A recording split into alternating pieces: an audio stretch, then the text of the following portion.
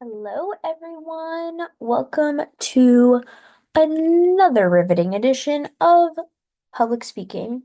I am your host, Sophia, per usual, and this week is week 11, which is actually insane. So, this is our 14-week class, so what, we have 3 more weeks? That's actually crazy.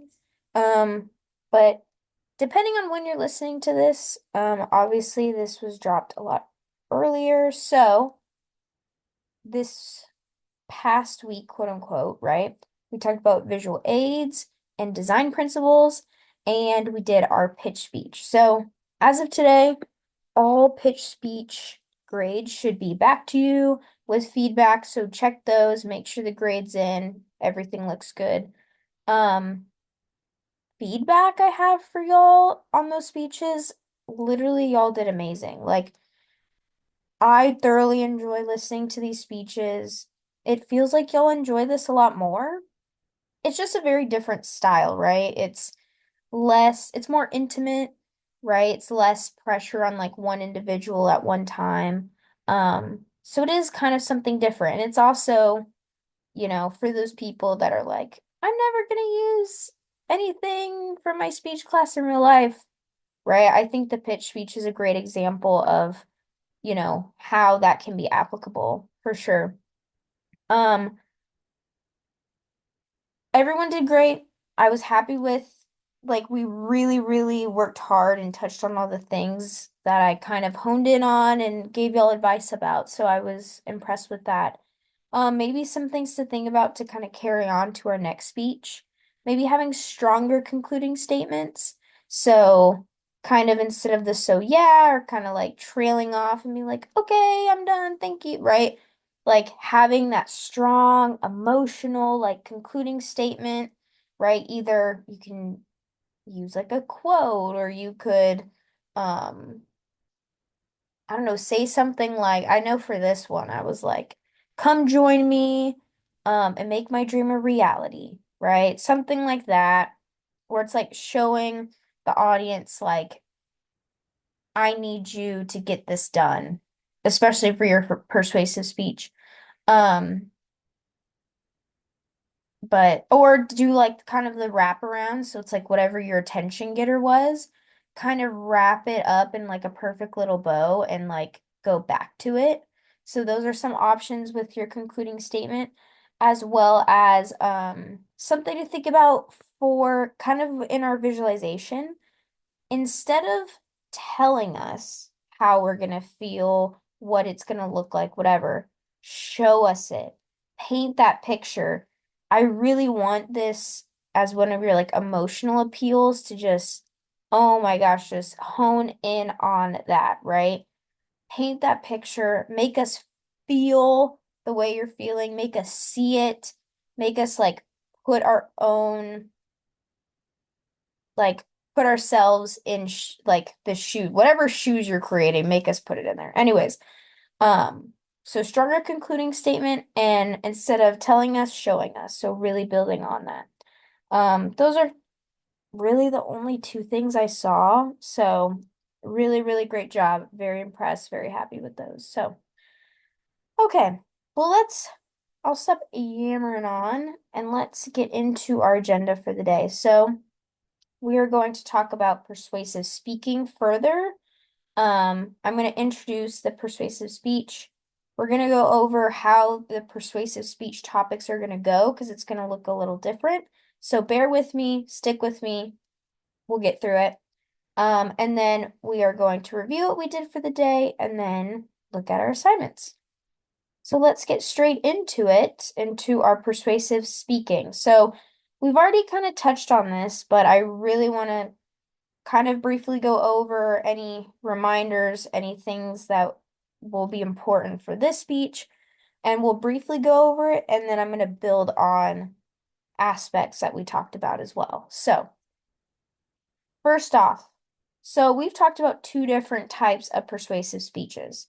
Speeches to influence thinking and speeches to motivate action. So we just did our speech to motivate action, right? Our Monroe's motivated sequence where at the end you had to tell the audience specifically what you need them to do, right? They need to sign this petition, they need to volunteer, they need to donate money, whatever it is, your motivating action. So now we're more in the speech to influence thinking, right? We have this topic and we want our audience to kind of switch how they feel about it. So this is the type we're focusing on. Then with our organizational pattern, right, there's a bunch of different ones. Obviously, we just did Monroe's motivated sequence, um, which is very specific and very like has to be in this order, has to look like this. Where we'll probably be using more of a statement of reasons. So remember, this is a variation of the topical pattern where the speaker gives reasons for their argument. Basically, you should think this way because of X, Y, and Z, right? Your three reasons. So I want you to set up this speech, main point one, main point two, main point three. Boom. So that'll most likely be our organizational pattern that you use. So let's get really into the meat and potatoes. So, how do we choose a topic? So, before we choose a topic, we really need to consider our audience, right? Before you even try to influence their thinking, you must understand how they think, how they feel, and what they do. So, the three types of audiences are receptive/friendly audience, neutral audience, and hostile audience.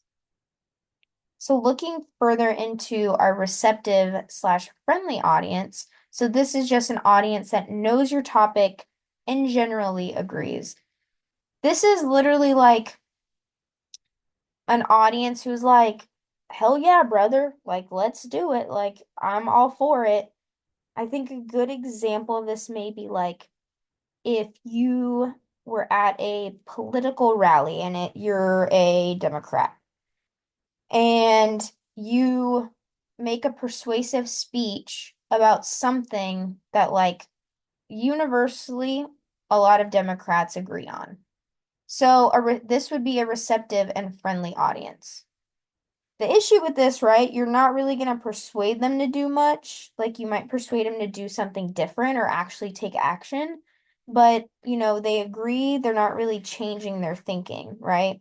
So a good tactic for this is to relate to the audience, right? Because they agree with like they're receptive to your topic, then I think you kind of have to play on who you are and why you're credible. So you want to kind of think about relating to the audience, like, and showing your commonalities with them. So, like, I too am a college student. I also go to Lone Star. I also experience X, Y, and Z. So, with a receptive and friendly audience, trying to relate to them so then you build that credibility with your audience is a good tactic to use. So that is for our receptive audience. Now let's move on to our neutral audience. So this is an audience who does not know your topic or is not passionate/lacks the knowledge to have concern. So this is most likely going to be majority of your speech audiences, unless, like I was talking about, unless it's literally like a organization where you all morally like feel the same way about something or ethically, whatever it is, it's most likely this is going to be your audience. So this is probably your audience now just because you have such a like mixed bag of people. Um but yeah, so your neutral audience is your most ideal audience, right? You can really sway them to go like left or right. Like truly, they are your most malleable audience members, and this is your ideal audience, 100%. Um, for tactics for this, you want a really strong attention getter, right? If they don't know your topic and they're not passionate about it, you really need to think about how do I make this important to them? How do I get their attention, their interest? So that will be a big obstacle you need to get over. So having a strong attention getter, and then throughout your speech, relating it directly to them, right? To like, why should you care? Like showing that relevance. Or if they can't relate to it, bring up a person they care about that can relate to it, right? So like, um, if talking about you doesn't work, like what about your future children? What about your loved ones? Wouldn't you want this for them? So really building on that. So those are two tactics that are really helpful with a neutral audience. Next, let's talk about our hostile audience.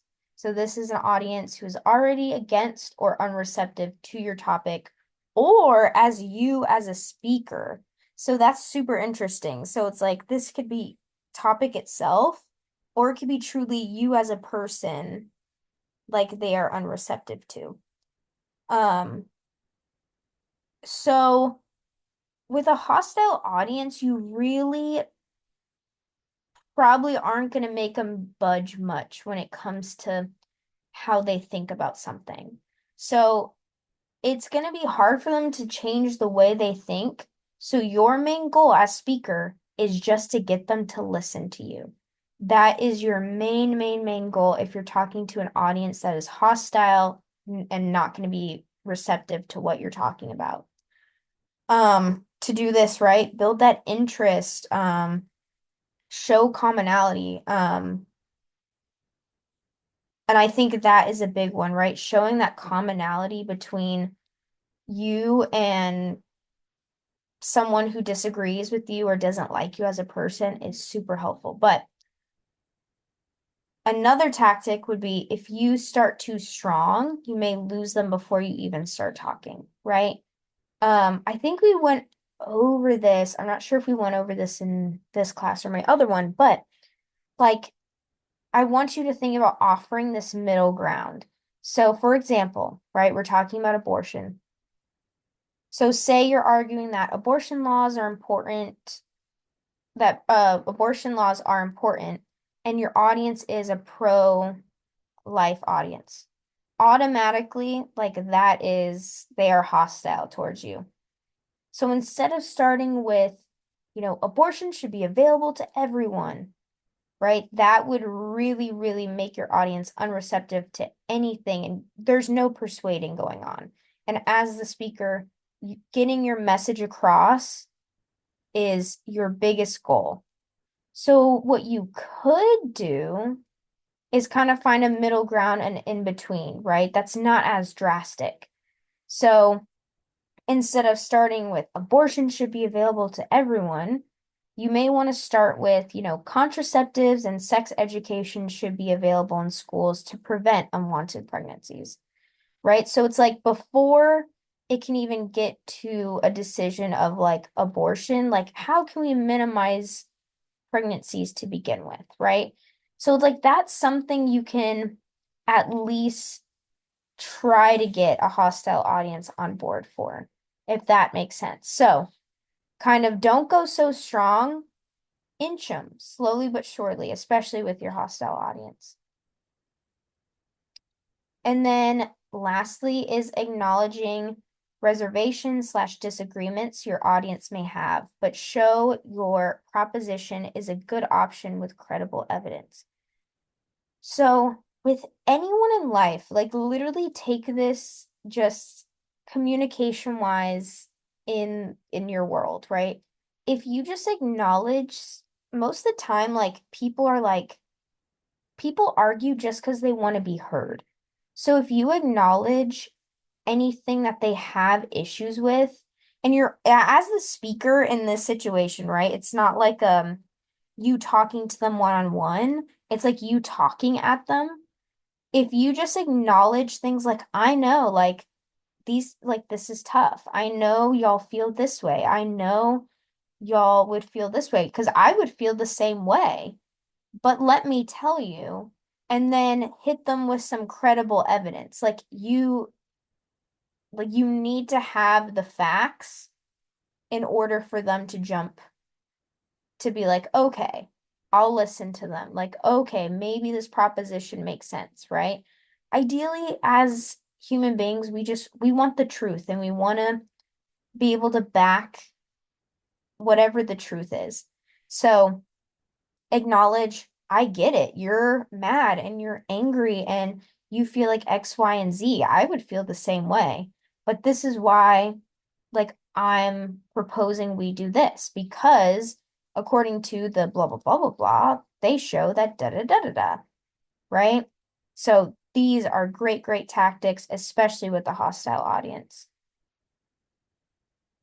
So now that we've gone over, how to choose a topic specifically tailored to each of our audiences, now let's dive into our persuasive strategies.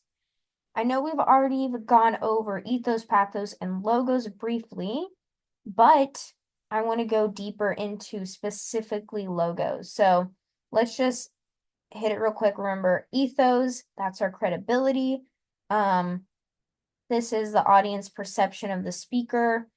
And it's influential in determining whether or not they will choose to accept your proposition.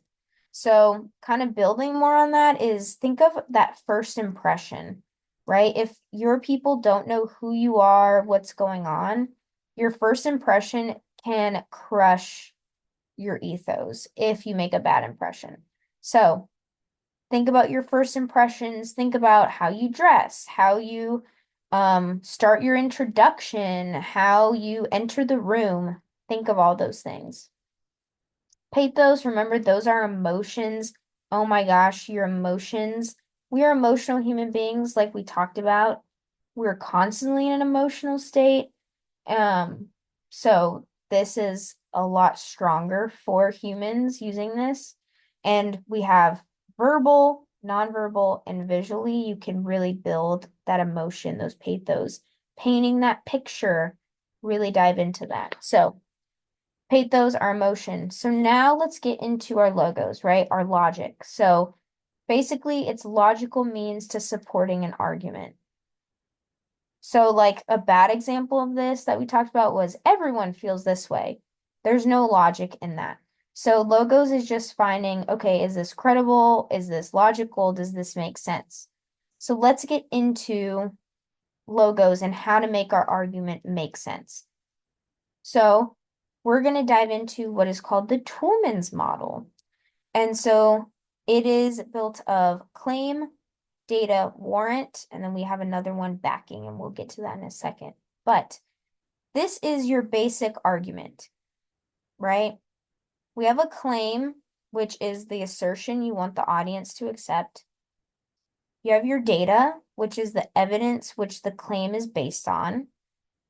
Then you have your warrant, which is the assumption that connects the claim and the data. Make sense? Okay, let's look at an example because maybe this will help. Okay, so our data that we have is I had a hard time finding a place to park on campus today. So my claim is going to be the school needs more parking spaces. How, so my warrant, which is my assumption that I make by connecting these two, is that if I can't find a place to park, there must be a shortage of spaces. So because I couldn't find a place to park today, and I'm claiming, well, the school needs to make more parking spaces. I got there because I'm assuming that there must be a shortage of spaces. Okay? So how this relates to your specific speech is that you're making your claim and you have your data and your audience is who's making the warrant. This is the logic here. If the warrant doesn't make sense in connecting these two, then you do not have a logical argument. All right, so let's add on to that. So we have our claim, our data, and our warrant. Now we have some backing. So that's additional support for your claim. So these are examples, your testimonies, statistics, etc. So let's look at this again. So my data is obesity is a serious problem in the United States. So my claim is United States citizens should be encouraged to eat less processed foods. what I can assume by connecting these together is that processed foods contribute to obesity more than natural or unprocessed foods. In order to back up this assumption, this claim, I'll say, as a rule, processed foods are more energy dense than fresh foods. They contain less water and fiber, but more added fat and sugar, which makes them both less filling and more fattening. So then this helps make my argument stronger, right? This helps support my claim and my data and this assumption of warrant. Sounds good? Okay. So that is the Toolman's model. These are things I want you to think about, right? Your backing is those oral citations. Your basically your claim, right, is kind of that reason. So um like why I'm making this claim, whatever it is, right? So think about when you're making your arguments using those reasons. So reason one, why you shouldn't drink tap water, right? We need to have data claim. Does that make sense? Is that warrant strong?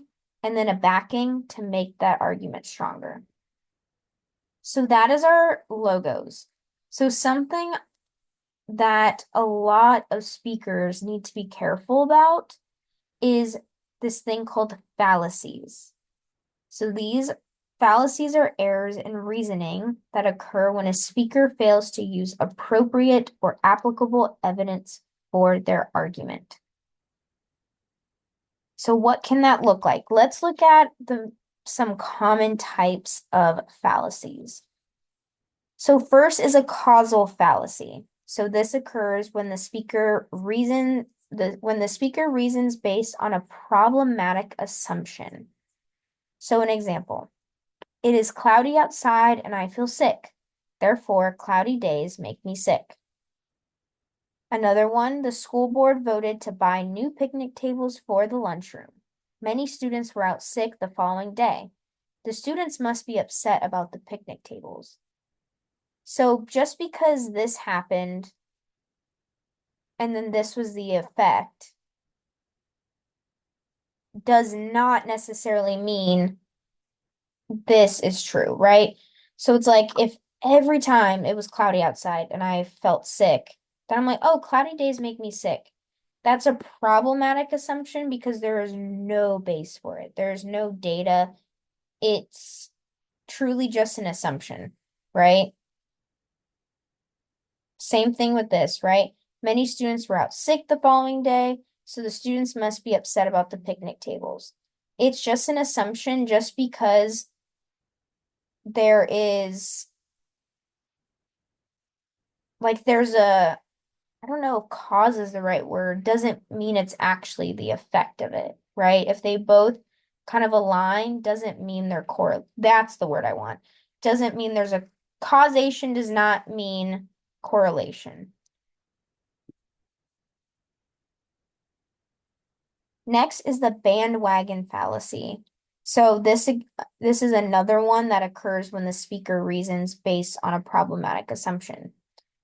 But it's a little different and it's going to make a lot of sense, especially with the bandwagon. So for example, everyone takes out a loan to buy a car, so you should too. Or none of the cool kids wear helmets when they ride bikes, so you should take yours off. Right? So just because everyone is doing something or a group of people are doing something, then you should do it or you should not do it, right? So it's a problematic assumption that just because this group is doing it, then y'all should do it too. It's not logical. There's no basis for it. It is a fallacy.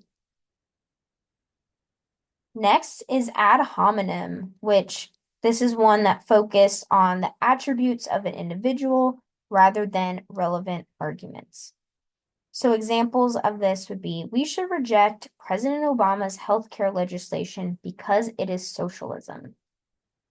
Or we should ignore Donald Trump's opposition to tax hikes because he's just rich and selfish. So this is truly like we are just looking at attributes of the individual, right? We should ignore Donald Trump's opposition because he is rich and selfish, right? It doesn't make sense. It's not even relevant to the argument itself. Just because he's rich and selfish doesn't really give us good reason for why we should ignore his opposition to tax hikes, right? There is warrant there, right? We can assume, but like there's just no data in it, right? We don't need to be attacking the person itself. We need to have the facts, the data behind it. And same thing with this, right? We should reject this because it is socialism, right? There's n no real data. There's no real explanation of, okay, why exactly is this socialism? Why exactly are we rejecting it? Like, we shouldn't just reject something just because it's socialism. We should reject it because the data says that it is not good for our country and it does X, Y, and Z and it hurts people, whatever it is. So, ad hominem, focusing on individuals instead of the argument itself. Appealing to flattery, this one also focus on the attributes of the individual rather than the relevant arguments, but it's a little different, and we'll look at that. So an example of that is, first, I wanted to tell you that this is my favorite class. I tell all my friends how much I love it. I just think I deserve a better grade on my exam. You are such a generous person. I know you'll want to donate to this cause. So you're flattering instead of this, right, ad hominem, where you kind of look at this is more kind of like slandery or just like the person's characteristics itself to like be like, you should reject this. Flattering, it's like we're flattering the people to kind of get what we want, right? So it's like, oh, y'all are awesome. I love this. I should get a better grade on my exam, right? Just because I love this class does not mean I should get a better grade on my exam. Um, you are such a generous person. I know you'll want to donate to this cause. Um, you're basically saying, oh, well, this is something about you, and I'm trying to flatter you, so then you will feel like, oh, like I can persuade you. But these have no real facts to sit on. There is no data, there is no relevant information to the argument. So that's your appeal to flattery. And lastly is a red herring. So this occurs when the speaker mischaracterizes the issue. So for example, I should not be fined for parking in a red zone when there are so many people out there committing real crimes like robbery and murder. And war is wrong, but in times of crisis, we should support the president. So basically, the red herring is like you're kind of pointing fingers in a different direction. So you're like, yeah, like I shouldn't be fined because there's like worse things out there.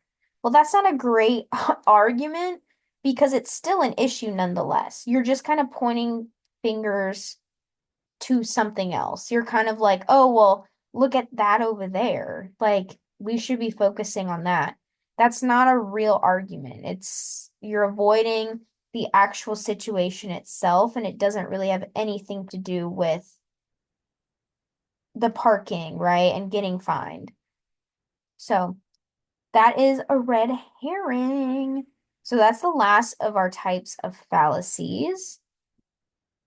So let's talk, now that we talked about what the fallacies are, let's talk about how we can avoid them.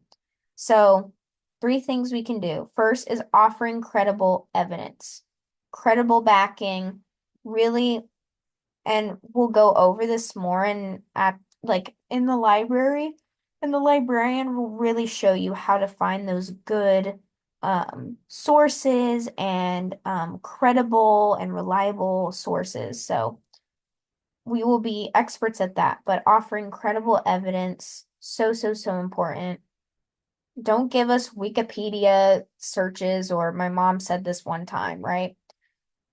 Next is showing concern for the audience's well-being. So, right, we were talking about the um for the hostile audience talking about I understand why you feel this way or why you may be against this. Showing your audience that basically you're I'm genuinely trying to help you. So if you show your concern for the audience's well-being, especially all those fallacies we went over, you won't really hit a fallacy if you're trying to seek the truth out, right? You're trying to share with your audience something important that um is truthful and it's credible, and therefore you'll avoid fallacies altogether. And lastly is being transparent about the goal of the speech. You're not kind of hiding what you're trying to get at them. Again, at that ethics, being transparent of okay, this is my specific goal. Here I'm going to persuade y'all to do X, Y, and Z, right? Show them why you're there, what you're about, and be transparent about that. So these are ways to avoid those fallacies. So, right, the goals of persuasive speaking is to influence an audience beliefs or behaviors so that we can make necessary or positive change. So the combination of a confident and credible speaker with the right organization of logical and emotional appeals can go far in swaying your audience. So that's why all these things we talked about are so important in implementing further into our persuasive speech. Okay, so now that we talked about persuasive speaking, different tactics to use, things to avoid, let's get into it itself. So let us go on D2L. Oh, it's gonna be week 14. Boom, persuasive speech. Okay, so let's go through it. So, like it says, this speech is similar to your informative speech and setup, but I want you to be biased. So, same thing, more topical, those three main points. That's kind of what I'm looking for. But you need to be biased. I want you to argue for something. I think we're all pretty good at being biased and arguing because we did very good in our pitch speech today. So I have no worries on that. But basically, again, different from our pitch speech where we're motivating them to take action. Now we're just kind of we're trying to influence their way of thinking. So some topic examples could be what sport should be added to or removed from the Olympics? Should college be free at the undergraduate level? Should prisoners be allowed to vote? Is it okay to have exotic animals as pets? So these are all great options. I don't think, I don't know, I need to double check. Well, I'll show you, but I'm gonna have a link for actually, I think I did do this. Anyways, but there will be a link for a website with a bunch of different topics, and there you can brainstorm. Choosing the topics will be a little different. I'll get into that after I go through all of this. So stick with me, stick with me. Um, This is your last speech, and points wise, it is your heaviest. So this is going to be 250. So this is taking all of your knowledge, right? All of your knowledge about speaking, using oral citations, finding reliable sources. And so the different aspect of this is instead of just speaking and then you're done, we're going to do a 4 to 6 minute speech, and then you'll have a 1 to 2 minute Q&A session. So how that'll look will basically you talk, you hit your conclusion. Thank you very much. What question? And literally you'll say your concluding statement, and then you'll say, what questions do we have?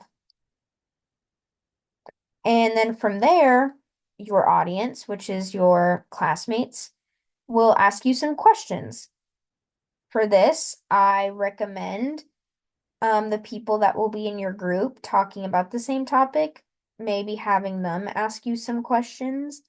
Um, or I literally don't care. You could literally plant some questions in the audience, be like, "Can you ask me this so I look good?" Because if you don't, I'm gonna ask you some hard questions. So you better have your audience member asking you questions, making you look real good. Um, for this, you can have 6 note cards. Again, front only. Don't read them word for word. We are not about that in here.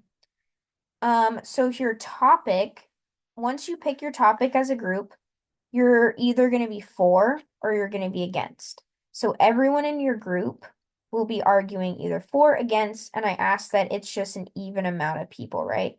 If there's 4 people in your group, I need 2 fors, I need 2 against. Next, right? 3 reasons to prove your argument, those 3 main points, 3 body paragraphs, organized topically. Statement of reasons, we talked about that. You need to be talking about logical, emotional, and credible appeals. That's your ethos, pathos, logos that we talked about. So making sure those are in it, they are strong throughout. Next, I need to hear 4 oral citations throughout. Remember, that's according to so-and-so on this date at this time doing publishing this article, they said blah, blah, blah. Oh, that's not a big deal. Boom. And then for your reference list, I want to see 6 sources in either MLA or APA. Wait. Mm,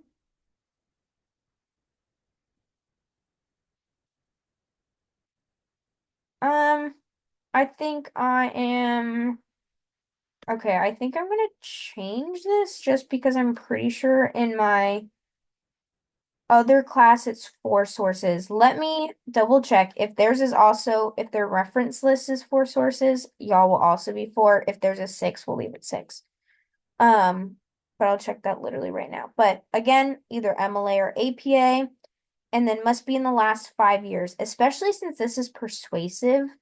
If you're giving me 2007, 2015, 2012, your audience is just, it's not a strong backing. It's not a strong data. So just really, really think about this. And if you have a question about this, truly, your librarian might be a great person to ask for this.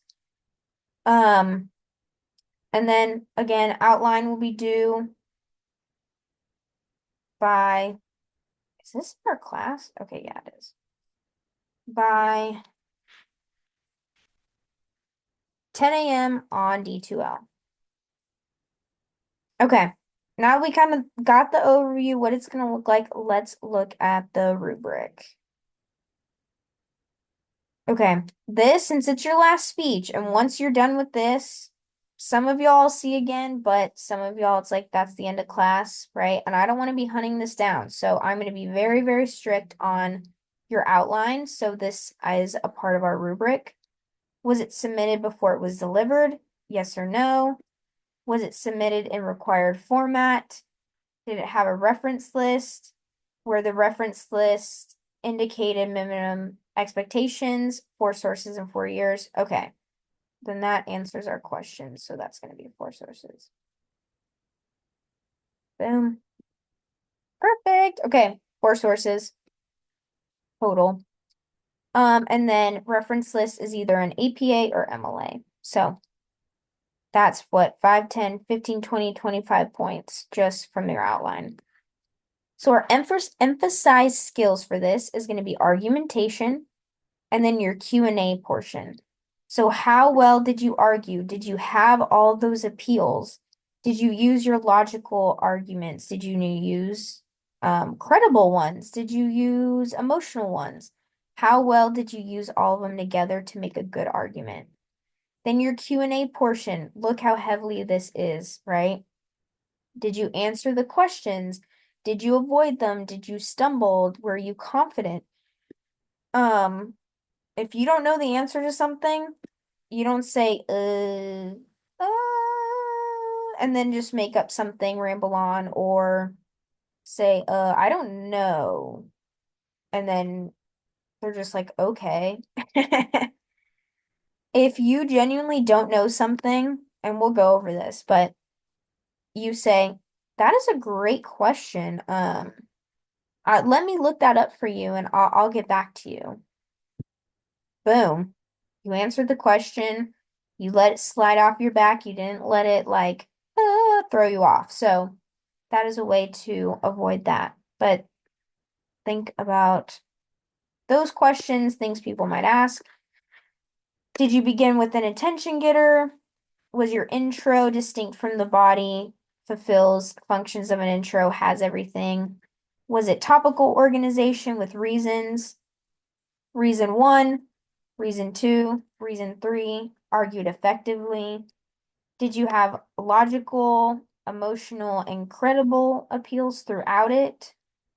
Were your four sources cited orally? Were they cited correctly? Did you have variety, right? So are you just giving me all like um like websites? Or do we have a book? Do we have a journal article? Did you like was there a research thing? Was there what else do we have? A magazine, a video, a podcast, right? Where's that variety? Then delivery, your volume and rate, your articulation, pronunciation, and pitch, eye contact and facial expressions, gestures, postures, and movement. Was it a conversational style? Um, Extemporaneous, so limited card use. Conclusion offered at the ending, and did it establish a mood? Did you end your speech like really with that emotion? And that emotion isn't just in your like the things you say, but how you say them, right? You're like, let's get together and let's move and make change because it is super important, right? The pauses, the like, did you really establish that mood at the end of like, this is important and you need to come to my side because this is going to change the world, right? And then did you take questions at the end of the speech? And was it in time? Okay. And that is your rubric. Make sure you're looking at that throughout. Um, as you build your outline, making sure you hit on everything. Okay, so now that we've gone over what the speech looks like, what I'm looking for, let's look at how we are going to pick our topics. So I'm doing this because I want you to like the topic you argue, right? It's really hard to persuade people about something that you don't really care about. So I'm asking you guys to choose your own topic. But because, right, this is a longer speech, this is going to be drawn out over 2 days, and I also want to hear both sides of an argument.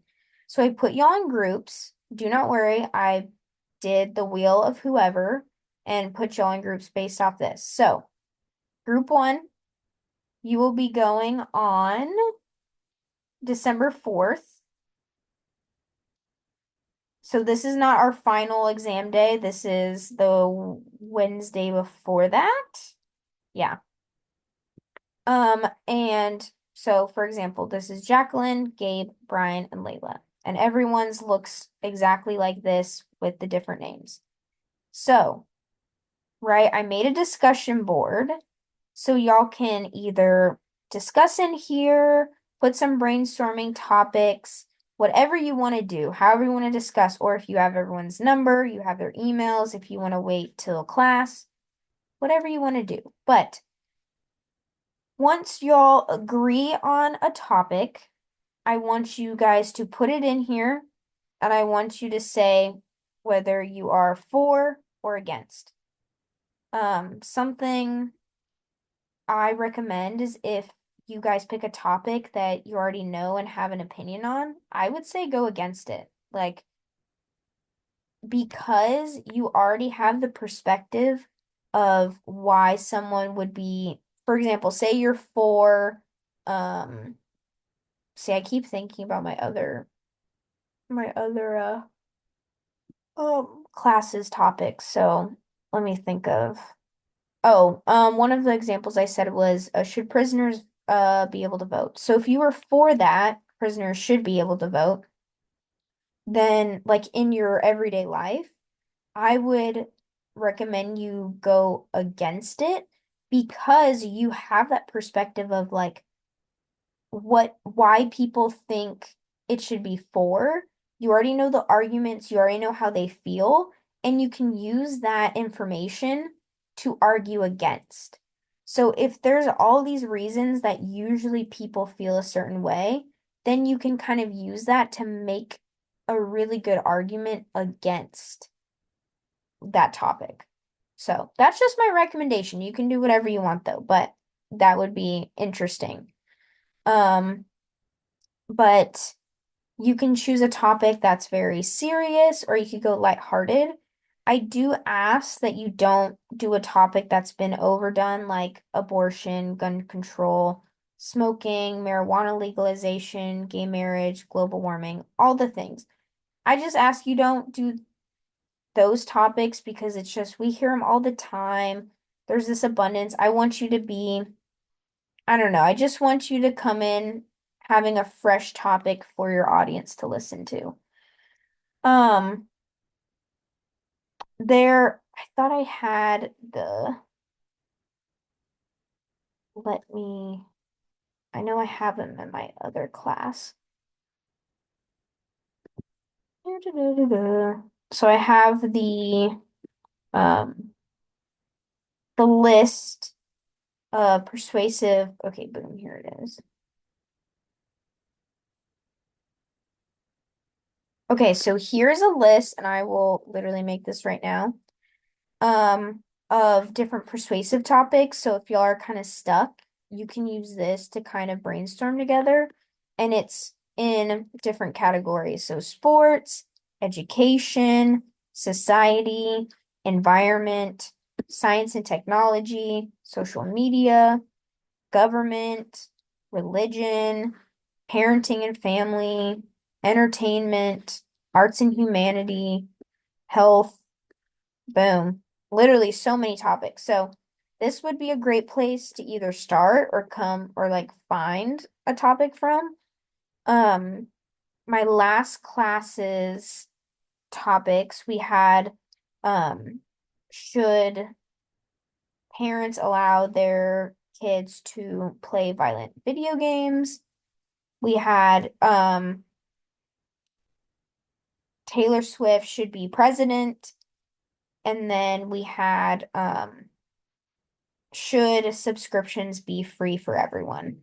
So those are some options. They're kind of both all over the place. Or they're all over the place. So just keep that in mind. Like I really am open to anything. The world's your oyster. So group one and group two, you will both be going on December 4th. So or on that day, three on that day. If we run out of time, then the people who just didn't go on the 4th, we'll move them to our third group, which will be going on our final exam day, which is December 9th at 10 to 11:50. I'm pretty sure December 9th is a Monday. Let me double check that, but I'm saying double check that. I have no idea how to find this on my iPad. Oh, there we go. December 9th. Yeah, so that's a Monday. So on December 4th, that'll be our Wednesday. And then the next class, which will meet in person on Monday, will be our next group. So keep that in mind. Those are when you're going. Group one, group two on the 4th, group three on the 9th. So, um, I would say right now, kind of brainstorm. You could even put it in your discussion post of like, hey guys, this is what I'm brainstorming. So you have it there. I'd recommend when we're meeting in the library, literally take that time and be like either before class or after to kind of talk about it further together. And if you decide then, boom, post it in here and be like, this is our topic. So and so, for example, Jacqueline's for, Gabe is for, Brian's against, and Layla's against. So do it like that. But um the sooner you pick your topic, the quicker you can start working on it.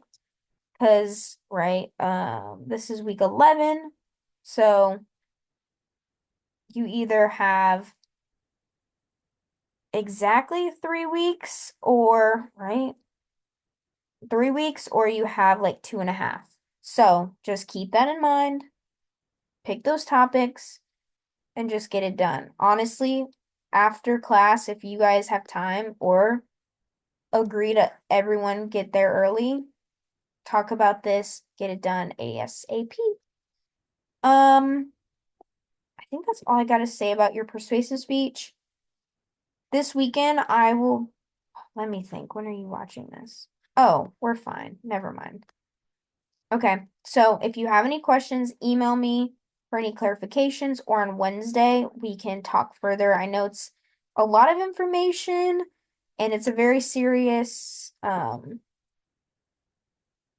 very serious, assignment because it's our last one. It's the most points heavy. So just remember. Also a clarification. I'm having you choose a topic in a group, but you are not speaking in a group. It's the same as all your other speeches. I just want you to have a group so we see the for and against. Got it? And I'm totally down with y'all working together. I am not against that at all. Like if y'all want to literally be like, oh, I found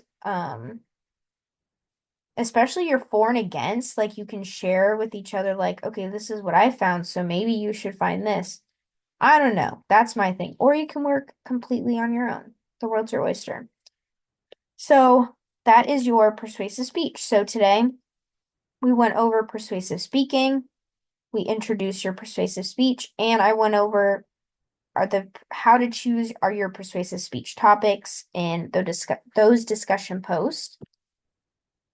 And so now for our assignments.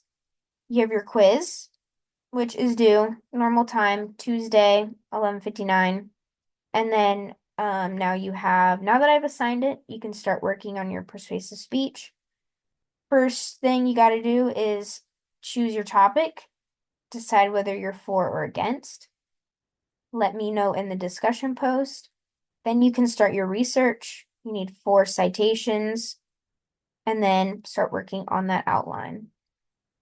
Next class, we will be in LRNC 212 in the library. Um, this, I went there today. So you go on the second floor and then you'll take a left. Oh, I'm literally like, depending on what staircase you use, but the staircase in the middle of the library when you first walk in, like there's all the computers, there's the front desk, then you go the middle staircase up, and it is the language lab. I'll send an email the day before. I took a picture of it, but I think it's language lab 2. Anyways, I'll clarify. I'll send an email just to make sure, but that is our location. Super easy to find. Truly not hard at all. Um, and then next class, again, choose your persuasive speech topic. Okay, crew, thank you for buckling in. We learned a lot. I yapped a lot, but we talked about our persuasive speeches, how to really make some credible, awesome arguments using different strategies and tactics, and how to avoid those fallacies. So, without further ado, I will see y'all on Wednesday in the library. Come with any questions either beforehand or after class. I'll make sure that we answer any questions about persuasive speeches that you might have. So, okay. Have a great day. I will see you on Wednesday.